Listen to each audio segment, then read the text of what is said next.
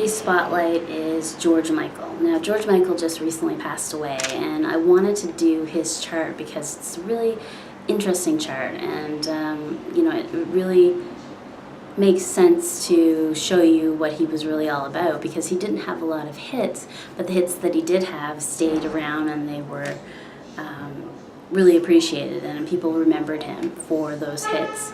So he's got the arrow of the intellect, and he's got double sixes within that arrow of the intellect. So he's got all the mind plane numbers and then some. So he's very intelligent. Nothing much gets past him. He's, super full of ideas all the time. And those double sixes, though, could definitely cause a lot of anxiety, digestive upsets, those kinds of things, because 6 is the worry-wart syndrome, so it's the what-if scenarios. What if this or what if that? And you can get into it so deep that you're thinking about scenarios that don't exist, and you almost manifest them because you're thinking about them so much. So he's really got his home base in the mind plane, and that can be a good thing if you're using it for, projects or what have you, but if you're always in your mind, it can really be a hindrance to your life.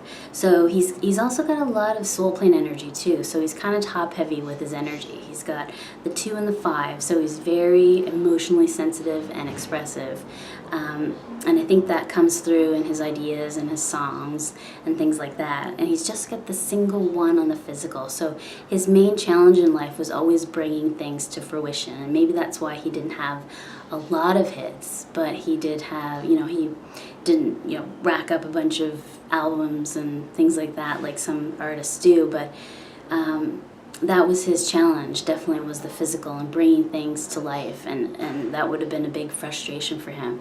So, he did die in a cycle of 12-3, so 12-3 is like bringing things together, tying up loose ends, and bringing things full circle. So I always like to look at that when they pass away, what cycle they're in, because it can show a lot about whether or not it was an exit point, or whether or not it was his time. And he was a Cancer, so he's very feeling, and it came out in his songs and what he did as a performer. And he was also a 32-5, which is the expressive artist. So he was definitely in the right field and in the right category for what his life purpose was. So I want to wish a happy birthday to George Michael, and please do tune in next week for another Celebrity Spotlight on LotteryUSA.com.